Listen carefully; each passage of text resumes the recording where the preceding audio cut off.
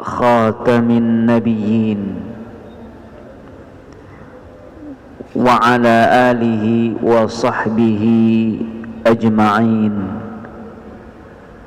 amma ba'du.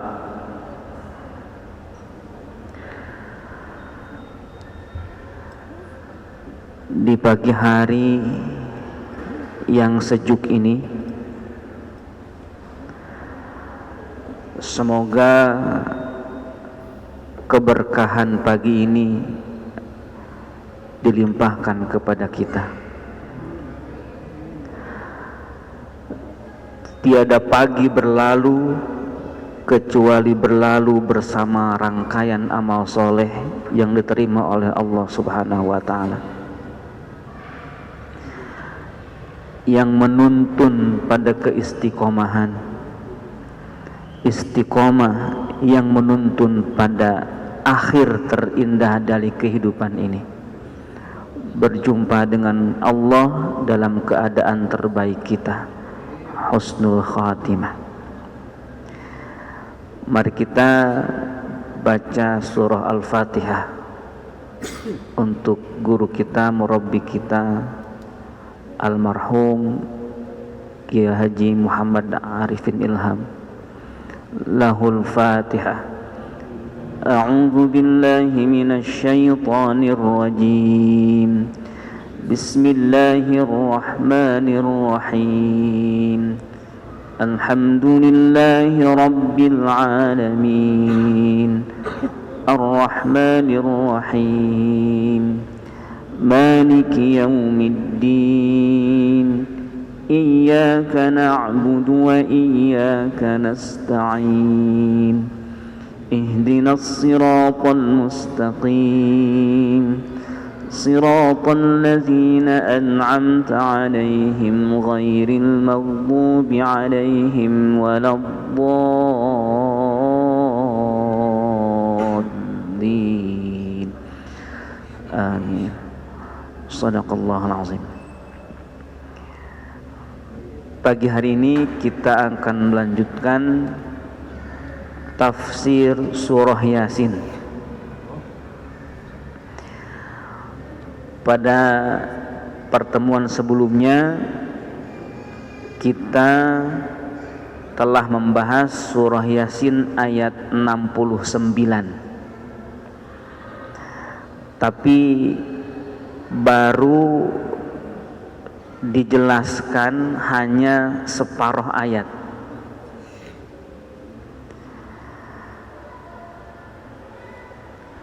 Dan pagi hari ini insyaallah kita akan melanjutkan pembahasan ayat 69 dari surah Yasin, paruh yang kedua. Kalau masih ada waktunya, kita akan lanjut ke ayat 70.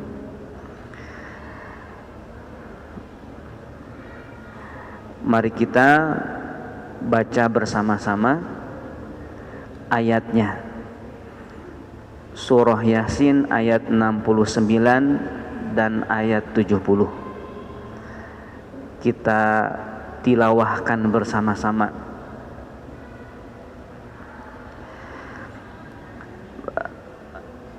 A'udzu billahi minasy syaithanir rajim.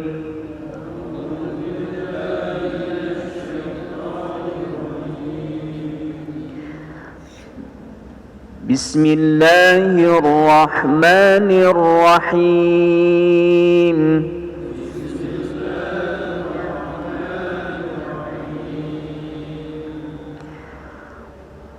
Wa ma 'allamnahu asy-syi'ra wa ma yanbaghi lahu.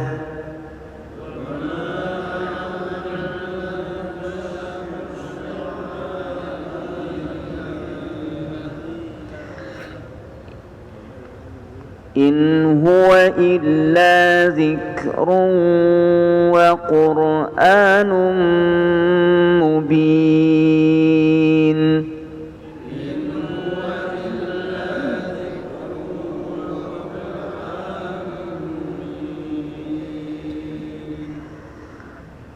Liyunzira man كان حيا ويحق القول على الكافرين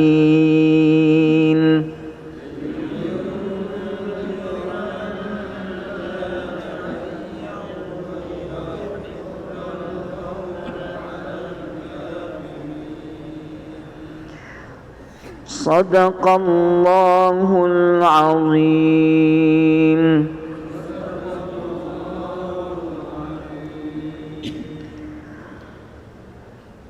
وما علمناه الشعر وما ينبغي له.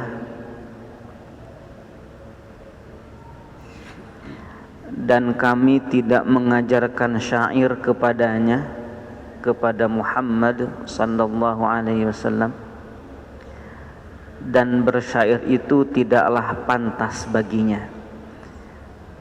Penggalan ini telah kita bahas pertemuan sebelumnya.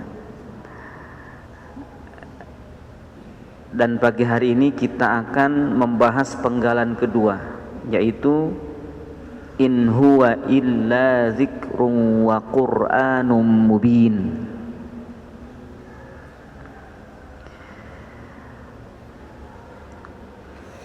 In, tidak ada. In artinya tidak ada. Huwa, dia, maksud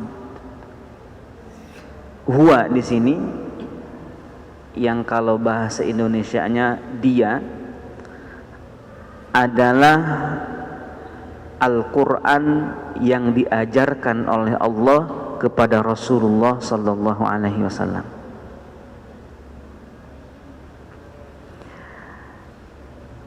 Allah tidak mengajarkan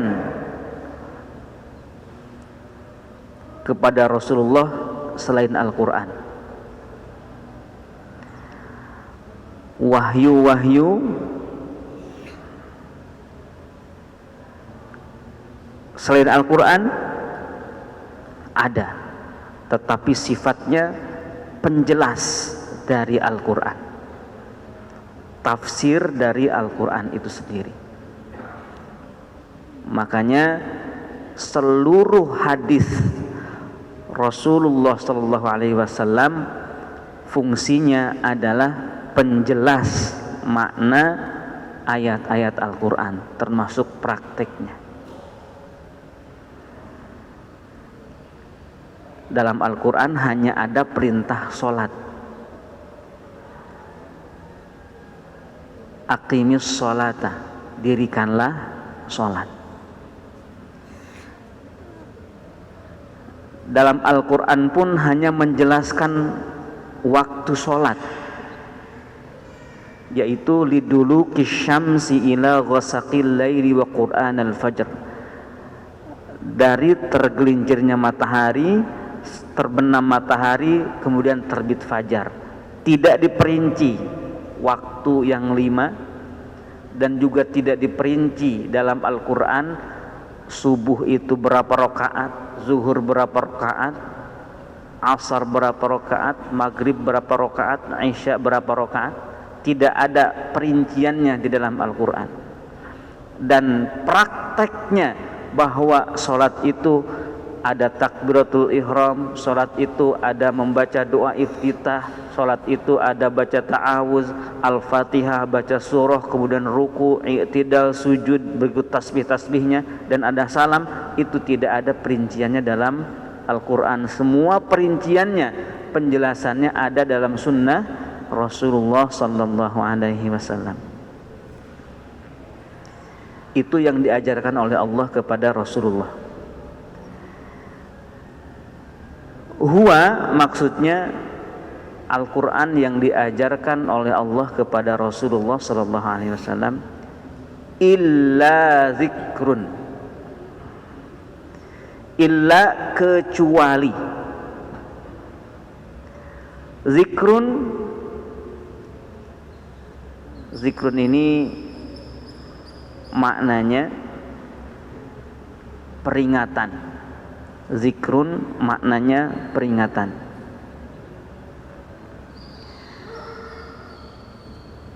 mempunyai 3 makna,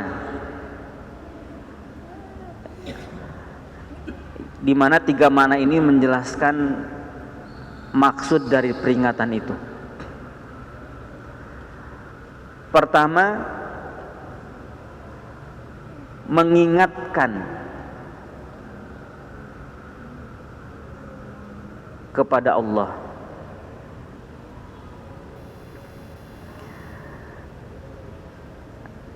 Mengingatkan hati kepada Allah. Maka zikir pun mempunyai makna mengingat Allah dengan hatinya.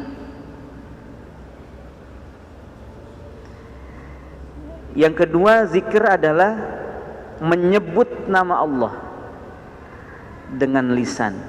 Maka zikir pun ada zikir lisan. Zikir lisan itu ya bacaan. Pertama, bacaan Al-Quran itu juga zikir. Kedua, membaca tahlil la ilaha illallah itu juga zikir. Ketiga, membaca tasbih subhanallah itu pun zikir. Keempat, membaca tahmid alhamdulillah itu pun zikir.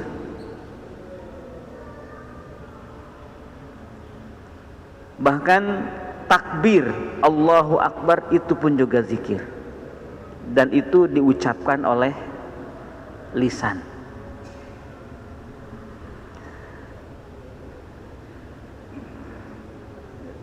Yang ketiga, zikrun maknanya banyak mengulang, dilakukan setiap saat. Tidak ada zikir yang diucapkan sesekali. Oleh karena itu dalam surah Al-Ahzab, ya ayyuhallazina amanu dzkurullaha dzikran katsira, wahai orang-orang yang beriman, berzikirlah kepada Allah zikran katsira, dengan zikir yang banyak. Karena sebenarnya yang namanya zikir itu pasti berulang. Nah, di sini in huwa illa zikrun, tak lain yang diajarkan oleh Allah kepada Muhammad sallallahu alaihi wasallam adalah zikir. Yang diajarkan adalah zikir. Tekanan zikrun di sini adalah zikir dengan hati. Tekanan utamanya pada ayat ini. Meskipun zikir itu dengan lisan, dengan seluruh tubuh, tapi yang menjadi tekanan zikrun di sini adalah ingatnya hati kepada Allah Subhanahu wa taala.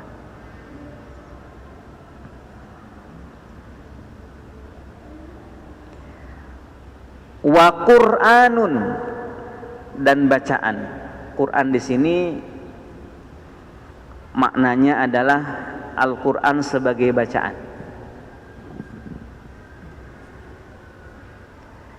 Bacaan yang di dalamnya menyimpan banyak makna, yang di dalamnya menyimpan banyak petunjuk dan hidayah. Quran. Jadi Quranun di sini bukan Quran dalam arti Al-Quran yang kita kenal, karena Al-Quran ini itu ya zikrun dan juga Quranun. Jadi Al-Quran ya itu adalah zikrun, zikir, Quranun dan bacaan. Berarti Quranun di sini bukan menunjuk kepada keseluruhan Al-Quran, tetapi salah satu aspek dari Al-Quran yaitu adalah Quranun sendiri, yaitu adalah bacaan.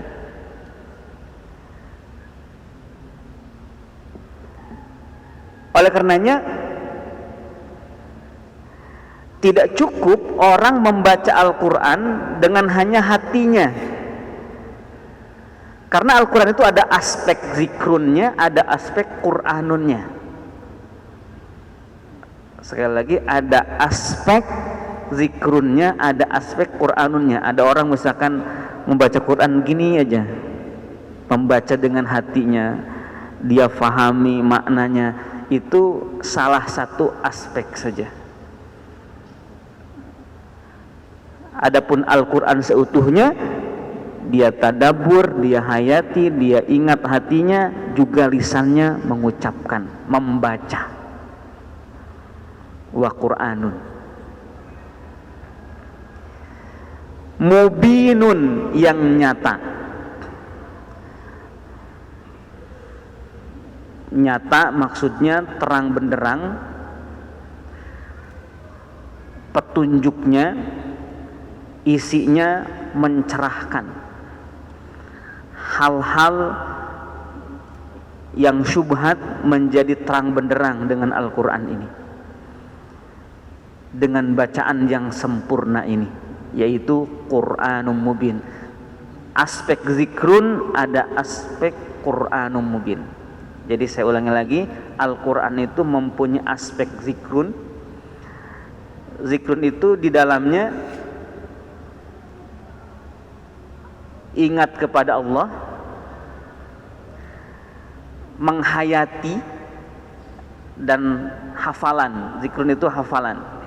Jadi ada aspek hafalan, itu masuk kategori zikrun. Aspek mengingat Allah, itu pun juga zikrun. Kemudian aspek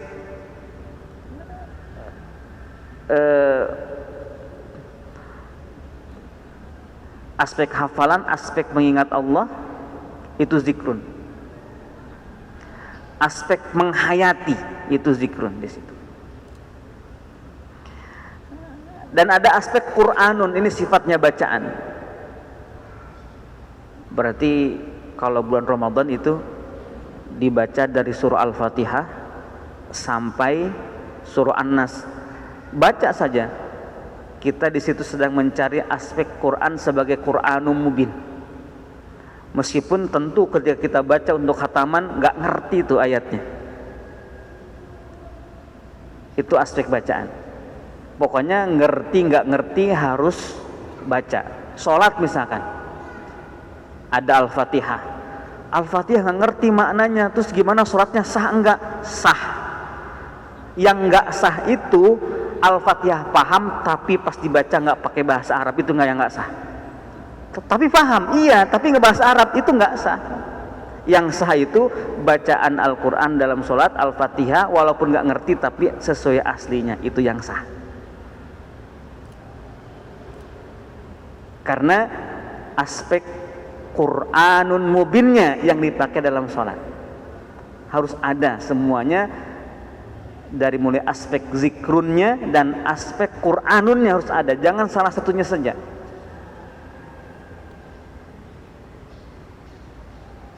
Bacaan dalam sholat itu, ya khawatir ya, karena pengen banget paham gitu ya, akhirnya pas membaca surah pakainya terjemahannya, nggak bisa.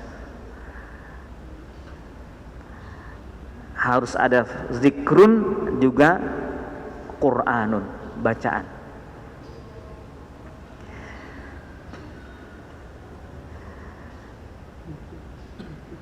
In huwa illa zikrun wa Qur'anum mubin.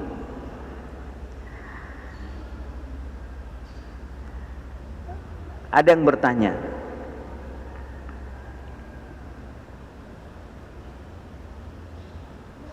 Al-Quran bahasa Arab. Al-Quran bahasa Arab. Allah telah memilih bahasa Arab ini.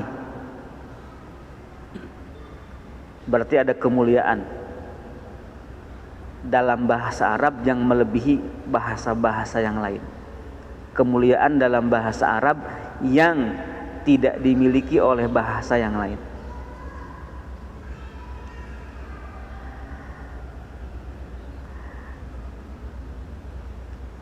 Oleh karena itu,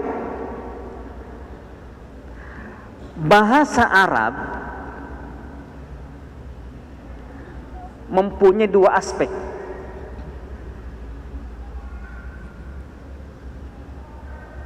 ya, mempunyai dua aspek. Huruf-huruf Arab pun mempunyai dua aspek. Ada berbeda dengan bahasa yang lain. Aspek pertama, aspek Qur'aniyah. Bahasa Arab itu mempunyai aspek Qur'aniyah, kequr'anan di dalamnya. Yang kedua, mempunyai aspek hijaiyah. Jadi ada aspek Qur'aniyah, ada aspek hijaiyah. Itu ada dalam bahasa Arab. Bahasa selain Arab tidak ada, hanya ada aspek hijaiyah saja. Hanya ada aspek hijaiyah saja, tidak ada aspek Qur'aniyahnya di situ. Oleh karena itu, Al-Quran tidak bisa dibaca dengan terjemahan, karena bahasa selain Arab itu tidak ada aspek Qur'aniyahnya, hanya ada aspek hijaiyahnya saja. Bacaan Al-Quran yang wajib dibaca, yakni dalam sholat, juga dalam khutbah Jumat, kan khutbah Jumat itu wajib membaca ayat Al-Quran dalam khutbah itu. Nah, jangan sampai khatib lupa tuh baca ayat, cuman baca terjemahannya doang. Itu tidak sah khutbahnya kalau ayatnya hanya dibaca terjemahan doang. Dan perhatikan, ayat yang dibaca dalam khutbah Jum'ah itu harus satu ayat utuh. Harus satu ayat utuh. Tidak bisa separuh ayat. Tidak bisa separuh ayat. Harus satu ayat utuh. Walaupun ayatnya pendek. Misalkan apa? Wal 'asr, demi masa. Satu kata saja. Itu sudah cukup dalam khutbah. Tetapi ayat yang panjang, tetapi nggak satu ayat, itu nggak cukup buat khutbah. Harus satu ayat utuh. Maka perhatikan nih, nanti khotib nih baca ayatnya setengah apa tuntas. Nah, kelihatannya hanya hafiz Quran yang bisa mengerti ini. Soalnya saya pernah beberapa kali, bukan sekali, khotib ini membaca ayat tidak utuh. Pertama dia baca ayat, wa ma min dabbatin fil ardi illa 'ala Allah rizquha, sepotong. Ya, sepotong terus dia ininya, nggak ada yang utuh. Nah, ini kelihatannya lagi ceramah, ini bukan khutbah ini. Padahal membaca ayat dalam khutbah itu sakral, harus satu ayat utuh, baru setelah itu diterjemahkan. Utuh dulu satu ayat, wal ayat pendek, baru diterjemahkan. Pernah saya mendengar seperti itu. Kelihatannya memang fikih khotib ini penting juga, bukan hanya pintar pidato doang, sampai menyentuh hati jamaah, sampai apa, sampai hanyut dalam khutbahnya itu, saking menariknya saya malah nggak enak gitu. Jamaah semua menarik. Pernah terpaksa setelah salat Jumat saya tungguin kenalan dulu sama khotibnya. Ternyata memang belum tahu sang khotib ini kalau baca ayat dalam khutbah itu harus utuh satu ayat, walaupun ayat yang pendek. Belum tahu. Terus gimana dong salat Jumatnya? Ya sudah. Ya. Rupanya belum tahu. Karena memang saya lihat teks khutbahnya ayatnya banyak, kutipannya, tapi nggak ada yang utuh, sepotong. Karena emang temanya itu sesuai dengan tema. Kan ayat itu kadang-kadang kita lagi tema rizki, itu kan sepotong-sepotong. Karena ayat itu penggalan pertamanya rizki, tentang rizki, ke potong bagiannya bukan lagi. Atau penggalan terakhirnya yang cocok, penggalan awalnya enggak. Gitu, nggak cocok. Jadi dipotong-potong. Memang pas juga sih kalau buat pidato itu. Jadi pas potongan-potongannya. Hanya saja ini adalah khutbah yang dicontohkan cara-caranya oleh Rasulullah sallallahu alaihi wasallam. Itu ada aspek Qur'aniyah. Dalam bahasa Arab tidak ada aspek dalam bahasa yang lain tidak ada aspek Qur'aniyah, adanya hanya aspek hijaiyah saja. Maka Al-Qur'an tidak bisa dibaca dengan terjemahannya. Misalkan kita baca Quran terjemahannya, tapi nggak dibaca ayat aslinya, apakah punya pahala membaca Quran? Tidak. Apakah punya pahala? Kalau pahala punya, karena kan membaca terjemahan berarti kita belajar maknanya, pahala punya. Tapi pahala baca Quran itu yang tidak. Pahala baca apa dong? Ya pahala baca terjemahannya, kan punya pahala juga. Baca terjemahan itu punya pahala juga. Faham maknanya juga pahala juga. Tapi tidak punya pahala membaca Al-Quran, karena hilang aspek Qur'aniyahnya dengan terjemahan itu. Bukan tidak ada pahalanya, ada pahalanya, tetapi pahala yang dijanjikan untuk orang yang baca Quran itu tidak dapat, karena hilang aspek Qur'aniyahnya ketika sudah berubah menjadi bahasa selain Arab. Demikian juga huruf Arab ini ada aspek Qur'aniyahnya dan ada aspek hijaiyahnya. Biasanya gini, dulu saya menulis sendal saya dengan nama saya tapi pakai huruf Arab. Kiai saya marah. Kiai saya marah. Nama saya Deden, gitu ya, Deden, gitu doang. Nama saya kan Deden Muhammad, makanya kalau ada Muhammadnya agak ngeri juga tuh di situ. Di sendal saya itu Deden doang. Kalau saya lengkap pakai huruf Arab di sendal saya Deden Muhammad, kan nama Muhammad rada ngeri nih, ya. Meskipun Muhammad di situ bukan Muhammad Nabi, tapi nama saya, gitu. Tetap saja jadi ngeri itu di situ. Di sendal, tapi saya tahu itu, tapi saya tulis Deden segitu aja, sendal pakai huruf Arab. Kiai saya marah. Lah, saya pikir kenapa sih mesti marah, ini kan nama saya, emang orang Arab sendalnya itu mereknya nggak pakai huruf Arab gitu kan. Ternyata huruf Arab itu menyimpan aspek Qur'aniyah. Huruf Arab itu ada aspek Qur'aniyahnya. Ketika seseorang menulis huruf Arab, apakah huruf Arab itu jadi Quran atau tidak? Maka tergantung niatnya. Tergantung niatnya. Kalau dia menulis huruf nun, satu kali huruf nun doang, huruf nun. Dia nulis huruf nun. Tapi dia menulis huruf nun, satu huruf doang, itu niat bagian dari Quran, maka itu jadi Quran.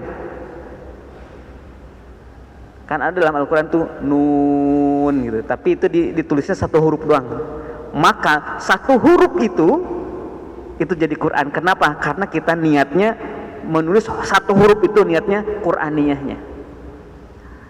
Tetapi kalau kita menulis huruf nun, itu kan ada Deden, kan ada nunnya itu tuh di belakang, ya.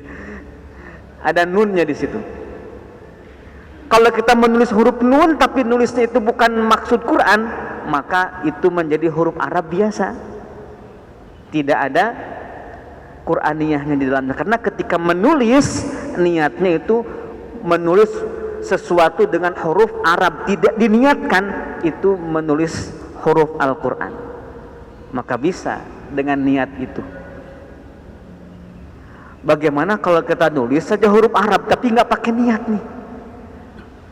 Lupa niatnya tadi apa ya? Tamu nulis pakai huruf Arab nih gitu.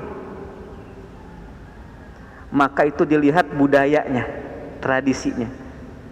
Kira-kira orang-orang di kita kalau lihat huruf Arab itu huruf Quran atau huruf Arab non Quran? Di kita Quran ya. Bahkan semua orang saya kira ya, semua orang di Indonesia bisa membaca Arab itu karena belajar baca Quran. Sekiranya tidak belajar baca Quran, mungkin nggak ada yang bisa baca Arab. Berarti masyarakat kita Melayu, Sunda mengenal huruf Arab itu sebagai huruf Al-Quran. Maka ketika menulis huruf Arab tanpa niat tertentu di situ, maka itu akan menjadi Qur'aniyah. Kecuali di Arab sana. Di mana?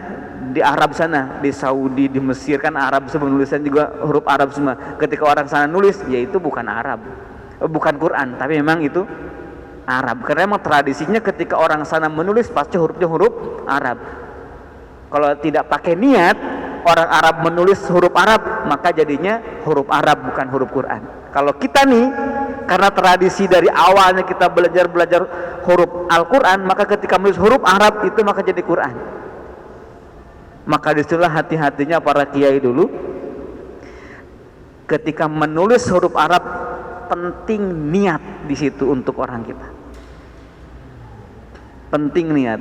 Saya itu saat itu membuat tulisan di sendal saya, niatnya ya niat nama saya. Meskipun nama saya Deden Muhammad, makanya ada Muhammadnya, muhadisnya nggak masukin, kan ngeri juga itu namanya Muhammad, bukan Muhammad Rasulullah. Tetapi nama saya tetap saja kalau di sendal itu nggak pantas. Ya. Walaupun hanya inisial, misalkan mim doang di situ, huruf mim saja, tapi maksudnya Muhammad itu jadi nggak pantas juga. Atau mimnya Makhyaruddin, nah itu ya nggak jadi masalah tuh kalau mim itu. Ini niatnya. Kenapa? Karena huruf Arab ada aspek Qur'aniyahnya. Huruf yang lain nggak ada aspek Qur'aniyahnya, hanya ada aspek hijaiyahnya. Maka Al-Quran kalau ditulis dengan huruf selain Arab itu jadi bukan Quran. Misalkan gini, ada Quran ditulis pakai huruf Latin, boleh nggak yang nggak punya wudu atau perempuan haid megang? Boleh. Kenapa? Karena bukan Quran. Saya ulangi lagi, kalau ada Quran ditulis pakai huruf Latin, Bismillah pakai huruf Latin. Biasanya saya sering tuh melihat Yasin pakai huruf Latin. Itu bagaimana? Bisa nggak dipegang oleh perempuan yang haid? Bisa. Kenapa? Karena itu bukan Quran. Huruf-huruf itu hanya punya aspek hijaiyah saja, tidak punya aspek Qur'aniyahnya. Ini hebatnya Al-Quran dipilihkan oleh Allah Subhanahu wa Ta'ala dengan bahasa Arab. Dan ini pun bagian dari kemuliaan Allah yang telah memilihnya. Kita nggak bisa ganti nih, nggak bisa protes nih, karena ini Allah yang telah memilihkannya untuk kita.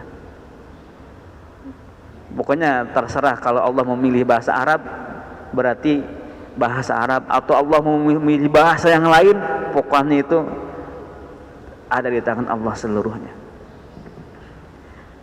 Nah, in huwa illa dzikrun wa qur'anum mubin. Oleh karena itu Al-Quran harus dibaca sesuai dengan yang diturunkan. Sesuai dengan yang diturunkan. Misalkan begini, Alhamdulillahi Rabbil Alamin, itu Quran. Maka itu tidak boleh diganti. Misalkan begini, Alhamdulillahi Rabbul Alamin, itu nggak bisa. Meskipun secara bahasa Arab Rabbul Alamin itu bisa dibaca. Secara nahwu Rabbul Alamin, ilmu nahwu itu bisa dibaca Rabbul Alamin, bisa itu dibaca. Itu namanya qata. Qata itu memutus rangkaian kata. Kenapa? Karena Allah itu lillahi, Allah itu meskipun tidak dibaca Rabbil Alamin dengan menjadikan naat dari lillahi, diputus pun jadi sifat, maka tetap Allah itu adalah Rabbul Alamin. Maka secara nahwu bisa Rabbul Alamin karena maknanya tidak berubah. Maknanya tidak berubah, tetapi batal kalau orang sholat Alhamdulillahi Rabbul Alamin. Kenapa? Karena dia baca tidak sesuai dengan yang diturunkan. Nah gitu ya, nggak bisa ngarang. Ini ada ulama ahli nahwu nih gitu kan, Akhirnya baca Quran disesuaikan dengan kaidah-kaidah Arab yang tidak sesuai dengan Al-Quran yang turun. Maka yang diucapkannya bukan Al-Quran, tetapi menjadi bahasa Arab biasa. Sama Ar-Rahmanir Rahim juga bisa dibaca Ar-Rahmanur Rahim, bahkan dibaca Ar-Rahmanir Rahim bisa. Secara nahwu itu, secara bahasa Arab. Kenapa? Karena maknanya tidak berubah. Maknanya tetap sama. Tidak berubah maknanya. Tetapi Al-Quran harus dibaca sesuai dengan yang diturunkan oleh Allah kepada Rasulullah SAW. Maka nggak boleh salah nih. Harus begitu adanya. Harus begitu adanya.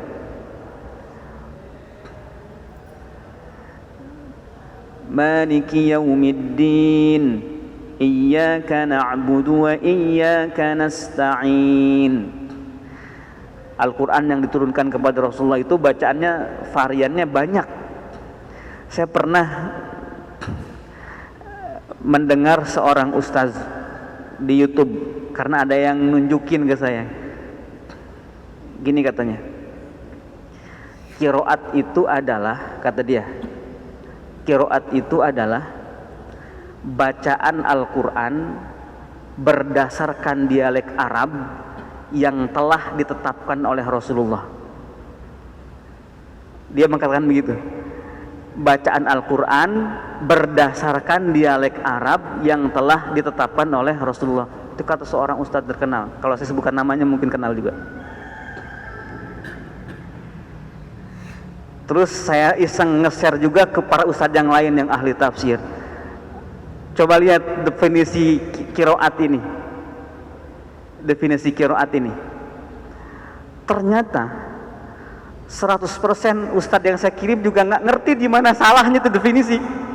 Allahu Akbar, saya bilang ini gimana? Di mana dong salahnya?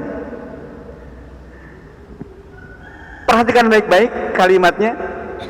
Qiraat adalah bacaan Al-Quran berdasarkan dialek Arab yang telah ditetapkan oleh Rasulullah.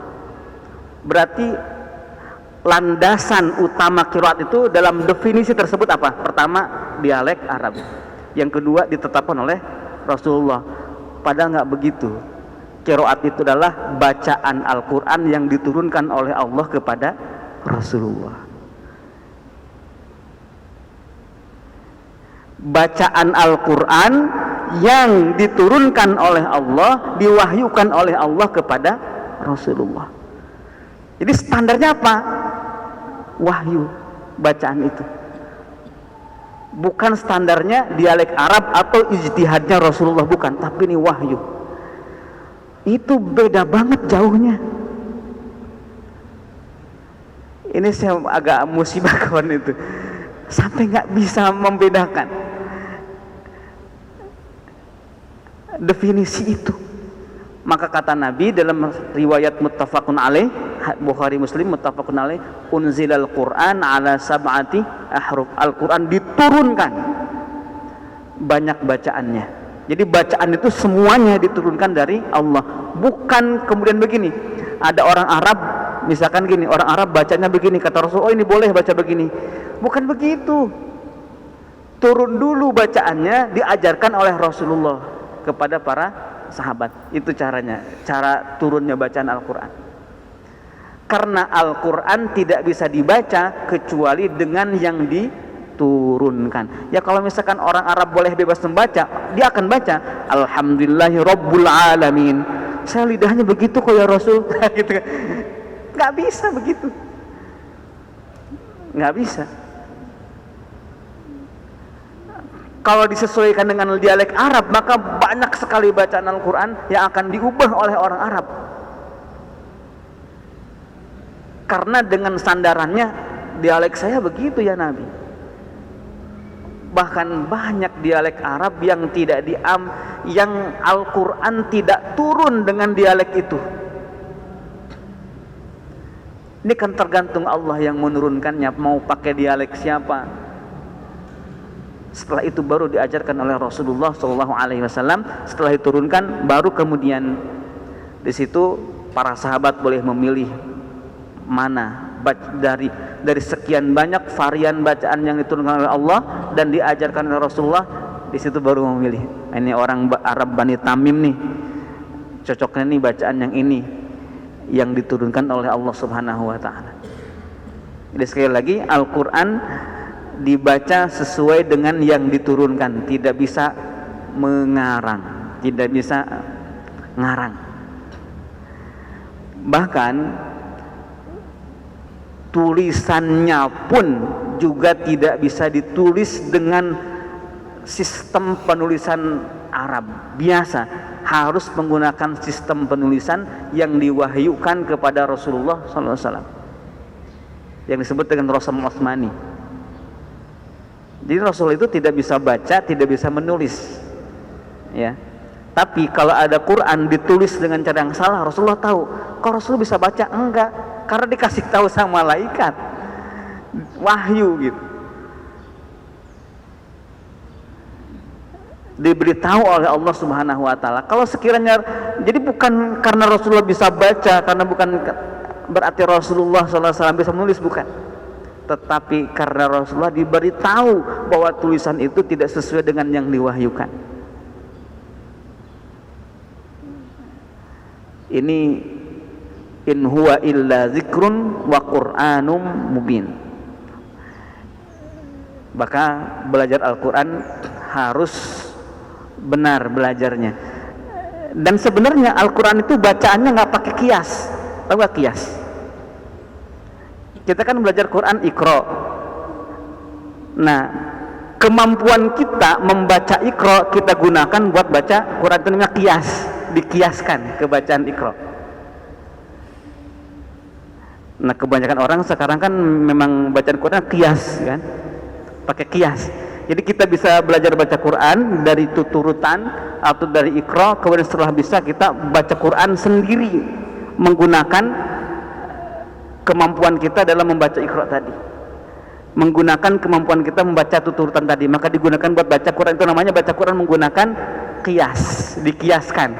Jadi bacaan Quran kita di sini dikiaskan dengan bacaan yang di tuturutan itu.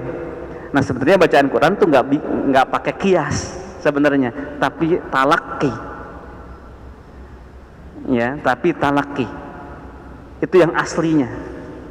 Talaki itu berarti kita baca Al-Quran, baca Quran seluruhnya nggak pakai kias, tapi memang benar-benar disimak oleh gurunya, yang gurunya pun juga dulu Qurannya disimak juga sampai kepada Rasulullah SAW. Itu yang aslinya, nggak pakai kias ya aslinya. Karena kalau pakai kias kan kemungkinan salahnya masih ada, nggak 100%. Yang namanya kias, ya, jadi ada margin errornya ada kalau pakai kias itu. Jadi nggak 100% benar. Pakai ukurannya itu, ukuran tuturutan, maka ada margin errornya. Ini kan penelitian ilmiah begitu. Sampel, maka itu tidak 100% benar. Itu memang rumusnya begitu. Kias itu tidak 100% benar. Ijtihad, ada melesetnya. Nah, kalau talaki itu enggak. Karena benar-benar yakin, dibetulkan, disimak oleh guru yang dirinya pun juga dulunya begitu. Disimak, dibetulkan oleh gurunya lagi, disimak, dibetulkan oleh gurunya lagi. Itu yang aslinya. Paling tidak setamatan aja, setamatan Quran 30 juz pernah disimak sekali saja. Itu kelihatannya sudah cukup. Kan nggak mungkin juga berkali-kali kan? Ya, sekali saja gitu ya. Sorogan, kalau dulu zaman itu sorogan. Dia sorogan Quran. Ini untuk memastikan bahwa yang dibaca itu bukan hanya standar kias. Kenapa? Karena kias itu penting agar apa ya? Agar pas setoran ke gurunya disimak, itu nggak terlalu hancur lah bacaannya ya. Kalau misalkan bener-bener nggak pakai tuturutan itu, ya gimana mau baca di hadapan gurunya? Itu untuk memudahkan talaki, ya, memudahkan talaki. Barulah itu semua disebut dengan in huwa illa zikrun wa qur'anum mubin. Qur'anum mubin itu di situ. Jadi ada aspek hijaiyah, aspek Qur'aniyah, bacaannya pun juga sesuai yang diturunkan, tidak menggunakan kias bahasa Arab. Tidak menggunakan kias bahasa Arab. Kalau Quran menggunakan qiyas, ya semua orang Arab akan mengubah dengan lisannya, sesuai selera dan dialeknya, karena Arab itu banyak sekali dialeknya. Saya pernah meneliti dialek Arab jahiliyah, dialek Arab jahiliyah itu jadi yang dituturkan oleh orang-orang Arab pada masa turunnya Al-Quran. Ada sebuah kitab namanya Al-Mufassal fi Tarikhil Arab Qabla Al-Islam, karangan Jawad Ali, itu sampai 20 jilid kitabnya tentang itu, banyak sekali. Oh, ternyata ribuan dialek Arab itu. Sunda ada berapa dialek? Banyak juga Sunda ini ya. Saya Sunda, dari Cianjur datang ke Bogor, datang ke Banten, beda cara mengucapkannya, beda. Ya. Ternyata Arab itu lebih beda lagi. Dan yang dipilih hanya satu dialek saja, itu dialek Quraisy. Karena dialek Quraisy inilah dialek yang dituturkan oleh para nabi, oleh Nabi Ismail. Karena begini, sedikit sebagai penutup, ini sudah Ustaz belum ya? Belum. 4 menit lagi, baik. Sebagai penutup, begini, Ahlus Sunnah wal Jamaah, sekali lagi Ahlus Sunnah wal Jamaah menetapkan, kecuali bukan Ahlus Sunnah wal Jamaah ya, ini Ahlus Sunnah wal Jamaah mempunyai rumusan tentang bahasa,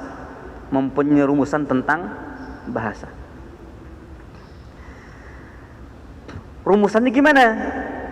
Jadi jangan sampai kita baca tentang bahasa tapi nggak ngerti ini Ahlus Sunnah wal Jamaah atau bukan.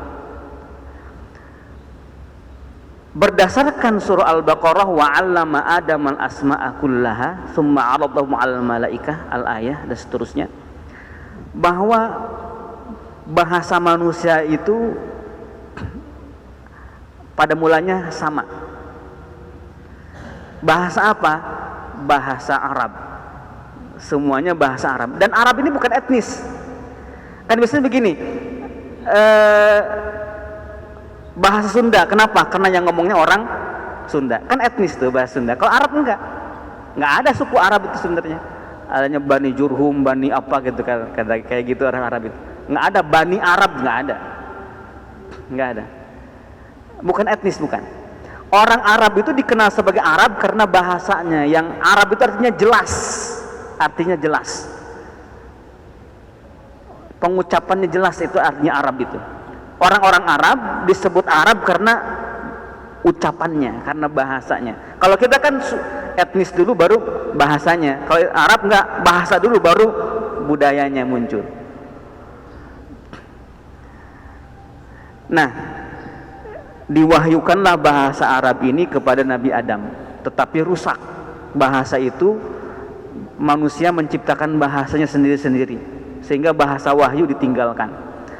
Diwahyukan lagi kepada Nabi Nuh, rusak lagi. Diwahyukan lagi kepada Nabi Hud, rusak lagi. Diwahyukan kepada Nabi Shalih, rusak lagi. Di bahasa Arab ini bahasa yang mudah rusak seiring dengan rusaknya agama manusia. Ya. Lalu terakhir diwahyukan lagi kepada Nabi Ismail. Diwahyukan lagi kepada Nabi Ismail. Inilah Nabi Ismail ini yang disebut dengan penutur bahasa Arab paling itu. Bahkan padahal Nabi Ismail ini bukan orang Arab suku rumpunnya, tapi orang Babilonia. Kan putra Nabi Ibrahim, ada di Irak, keturunan Irak Nabi Ismail ini. Tetapi karena diwahyukan oleh Allah Subhanahu wa taala, jadi Nabi Ismail menjadi penutur bahasa wahyu itu. Nah, oleh Allah Subhanahu wa taala ini bahasa Arab ini dijaga oleh para penutur orang Arab yang budayanya tidak tersentuh budaya luar. Jadi mereka itu orang Mekah itu di situ aja. Jadi nggak terkontaminasi, lidahnya nggak terkontaminasi dengan peradaban luar. Makanya belum pernah ada cerita orang Mekah itu dijajah, nggak pernah ada. Tidak dijajahnya orang Arab oleh dunia luar menyebabkan lisan Arab itu terpelihara sampai lahirnya Rasulullah Shallallahu Alaihi Wasallam. Ketika Al-Quran turun dengan bahasa pertama, maka orang-orang sana kenal bahasa ini. Dengan bahasa pertama itu kenal, dan setelah Al-Quran turun, peradaban maju pesat, rusak lagi lidah manusia. Hanya saja para ulama kemudian dijaga bacaan Quran dengan betul, dijaga tulisan Quran dengan betul, ditemukan ilmu nahwu, ilmu sorof, sehingga apa? Sehingga meskipun peradaban maju dan orang Arab tak lagi di Arab, bahasa Al-Quran tetap terpelihara hingga saat ini. Itu ceritanya ya, cerita kenapa bahasa Arab. Ini ahlus sunnah wal jamaah. Sekali lagi ini ahlus sunnah wal jamaah. Kalau pendapatnya nggak seperti itu nggak tahu tuh pendapat dari mana. Mungkin dari kitab-kitab yang bukan Quran. Karena ahlus sunnah wal jamaah itu pakainya Quran dan sunnah ya. Quran dan sunnah itu referensinya. Kalau yang selain itu berarti entah pakai referensi apa. Nah itu sebagai penutup kenapa Al-Quran pakai bahasa Arab, ya karena bahasa seluruh manusia. Arab itu bahasa seluruh manusia, bukan bahasa etnis tertentu. Hanya saja Allah Subhanahu wa taala menggunakan orang-orang Arab untuk menjaga lidah itu sampai turun Al-Quran. Nah itu, in huwa illa dzikru wa Qur'anum mubin. Insyaallah. Wallahu alam. Wassalamualaikum warahmatullahi wabarakatuh.